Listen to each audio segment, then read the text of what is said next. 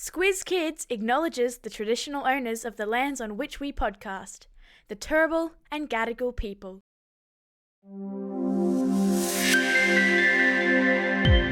This is a Squiz Kids Conversation. Hello and welcome to this Squiz Kids Conversation, the Squiz Kids podcast made especially for big people. I'm Bryce Corbett. Now, you may have noticed a bit of news around about a parliamentary inquiry into social media. A bipartisan group of Canberra politicians have formed a committee to examine the impact of social media on Australian society. No small task. For the past 2 weeks or so, hearings have been taking place, at which everyone from media CEOs to social media executives to academics and experts in the field have been called to give evidence. Squiz Kids is among organisations to have made a submission to the committee, and we hope to be called to give evidence. So too is the eSafety Commission, led by Julie Inman Grant. It's the eSafety Commission's job to keep Australians safe online. Again, no small job. So, we thought we'd use this moment and this podcast to have a quick chat to Julie about the inquiry, the eSafety Youth Council, and the importance of making sure our kids can swim before letting them loose at the beach. And if that doesn't make sense right now, trust me, it will in 8 minutes' time. Julie Inman Grant, welcome to Squiz Kids. Thank you for having me. It's exciting to be here. It's always exciting to have you. Now, Julie, can you start by telling us a little bit about the eSafety Youth Council? We have just reconvened the second eSafety Youth Council, and it's made up of 17 really incredibly impressive young people from all over Australia, from a range of diverse backgrounds. And part of the promise of being part of the Youth Council was to input into policy and provide a youth voice and guidance to the government around online safety. So this seemed like a perfect opportunity with the Joint Select Committee on Social Media and Australian Society to provide a set of youth voices to the Parliament. Tell us what was the essence of the Youth Council submission. Well, I think they said social media is really important to us, but it's also very complicated. It's very nuanced.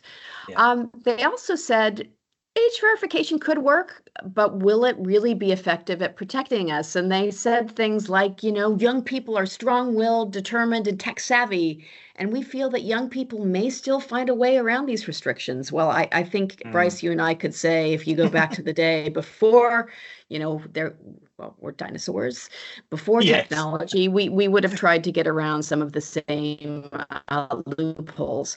But the other thing that I thought was really interesting, and I was frankly glad it resonated with them, is that they said that they thought government should prioritize and regulate the incorporation of safety by design features into big tech's industry digital products and platforms to ensure that the burden of safety doesn't fall solely on us, the kids, and their families.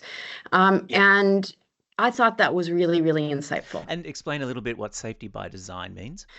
Well, safety by design was actually an initiative that eSafety started in 2018. And the whole idea is rather than retrofitting safety protections after the damage has been done, we want big tech companies to do what we now see cars do in automobiles, assess the risks, understand the harms, and then build in and embed the protections at the front end. So bake in the protections rather than bolt them on.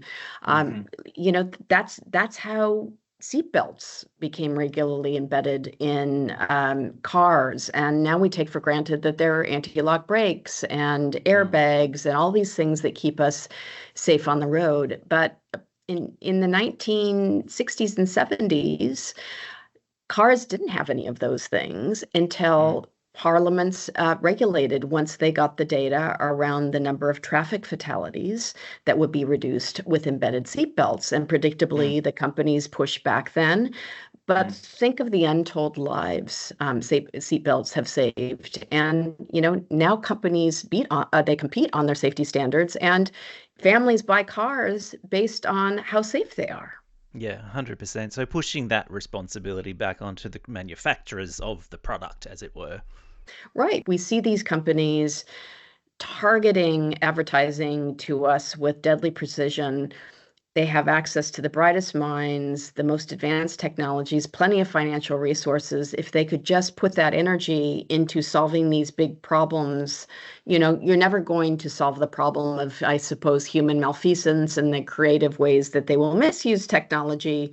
But there are certainly a lot of things that they can do to pick up child sexual abuse material or terrorist content or hate speech and prevent it from being hosted in the first place. Of course, here at Squiz Kids, we've also made a submission to the parliamentary inquiry, and we've urged parliamentarians to remember that education has to be a vital part of the solution, and very specifically media literacy education, ideally at a young age, before kids go online and before they disappear into the social media vortex. Is education something that I know you and the Youth Council are also passionate about? I can't think of a more important media literacy skill than critical reasoning skills, accompanied by building digital resilience in kids. And the only way you hone those skills is through experience. But parents can co-play and can co-view and be engaged in their kids' online lives and go on that online journey with them. You used in your submission to the Joint Select Committee a wonderful analogy about taking kids to the beach and how that's the same sorts of inbuilt protections that perhaps we as parents might take for granted when we take our kids to the beach should perhaps be employed when we're sending them out into the wild west of the internet. Can you explain a little bit about that analogy? We don't prevent our kids from going to the beach. We teach them how to swim as early as we can, and we continue teaching them, and we give them more skills and different strokes all the way until they're ready to be strong swimmers on their own. But we still have lifeguards, and we still fence pools. So I guess what we're trying to say here, when you look at things like age verification or the codes we put forward, really the approach that we've been taking is let's try and prevent kids from accessing content that's harmful, but let's also try and harness the benefits that kids get around connection and creativity and exploration and feeling like they can be themselves online. By not trying to fence the entire internet, which I think would be, frankly, very difficult to implement or do. So I think there are some instructive analogies there. If we can make the water between the flags safer and put more safeguards in place and teach our kids how to swim, I think they will thrive online. And look, that's a good point that you raise, because just like going to the beach and being active, there are so many benefits to be derived from being on social media. It's worth remembering, isn't it, that it's not all bad. I mean, absolutely. I mean, think about how would we have survived the COVID lockdowns without technology? I mean, so many of us felt isolated anyway, but that was really our lifeline. And it's a lifeline for a number of us who have family who live far away. It's made us more productive. It's helped us discover wonderful, incredible things. So again, I think it really is about harnessing the benefits and mitigating the risks. Absolutely. And this is something that we talk a lot about at Squiz Kids, and why we created Newshounds, our media literacy resource for primary school classrooms, where Squizzy the Newshound teaches kids to stop, think and check before believing everything they see online. I mean, we immunise our kids before sending them to daycare or to school. Why are we not inoculating them against the worst excesses of social media before letting them loose there? 100%. I mean, the challenge, of course, is that we're very late as governments to regulating the internet. We all bought into the trope from 30 years ago that the technology companies were creating jobs and economic prosperity and could regulate themselves.